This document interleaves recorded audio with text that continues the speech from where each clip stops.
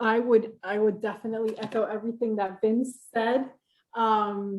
I would like to add that, take advantage of new student orientation at Rutgers. We separate out advising and registration and new student orientation. It's not all on the same day.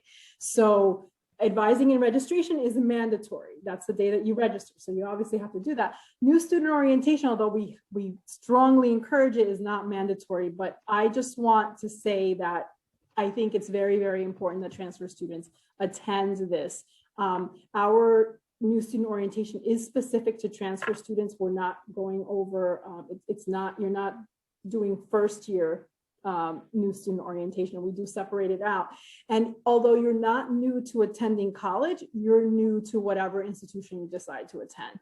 And there's going to be a lot of really great, valuable information that's going to be given to you. So make sure that you attend orientation. Plus, I'm going to say something. It's a lot of fun. Orientation is fun. The advising and registration, boring. I'm sorry. Please don't tell anybody I said that, but that's not as exciting as new student orientations, where you're going to find out about all the student life and how to get involved.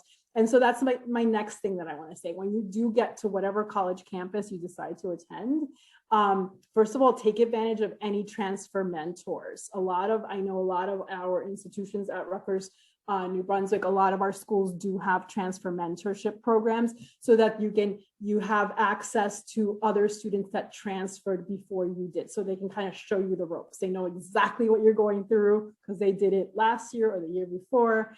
And definitely take advantage of that and get involved because there are so many different opportunities available at each of our institutions.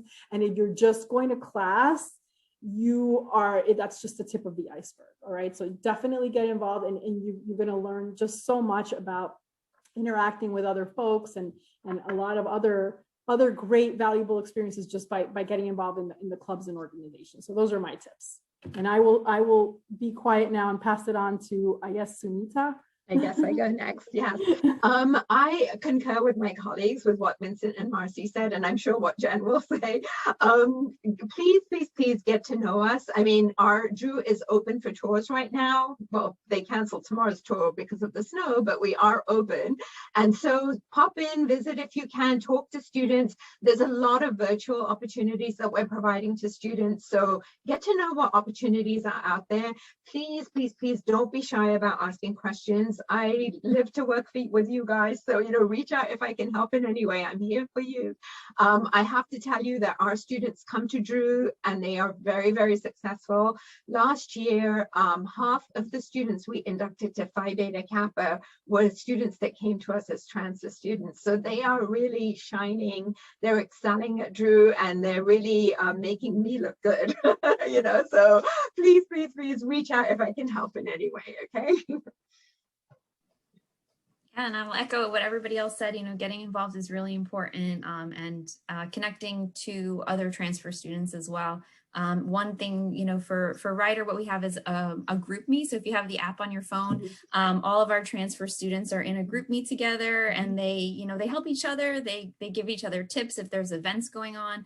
They communicate with each other to participate in things virtually or social distance. But so they did like a virtual escape room together, and the transfer students came in 5th place, I think, out of 25 teams. So they did a pretty good job. And they also did like a social distance s'mores night, like just the transfer students themselves. So it's a nice community to be involved with, but you have to make those connections. So I think getting involved, making those connections is important. And as Sunita said, if you have the opportunity to visit the campus. I think that's going to be helpful for you. And I know right now it's a little bit challenging, but I think all of our institutions have gotten pretty creative in terms of what we're offering to give you that opportunity. And I know Ryder is offering in-person options, but they're limited. So depending on how many families were allowed on campus and at any given time, so those spots do fill up pretty quickly.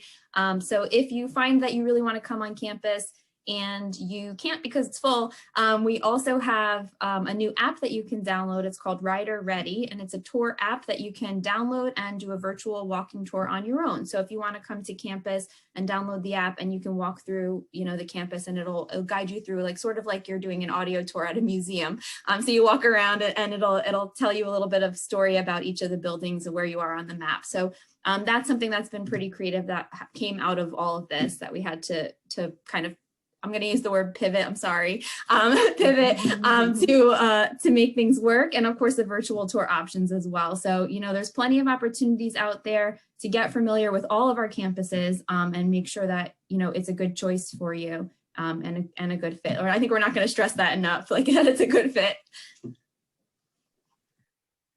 Thank you so much for all this amazing information. Certainly this first segment did put many of our members at ease with different frequently asked questions. Thank you so much for answering all of our questions. Just before we do the breakout segment, our co-president Giselle Vidal would like to make a short announcement, and then we will direct everyone towards the breakout room segment. Yes, thank you. I just wanted to make a quick reminder that we have a sock drive drop-off date, our Warm Their Souls, this Friday. And also Tuesday, the 23rd. They start from 1 to 3 and will be outside of West Hall, the entrance. And yeah, it's a really important cause, as it's so cold outside, especially now, and hypothermia and foot health is so, concerns about it are so prevalent in homeless individuals and also people experiencing severe poverty. So it's really an important cause, and hopefully you guys can make it. Yeah.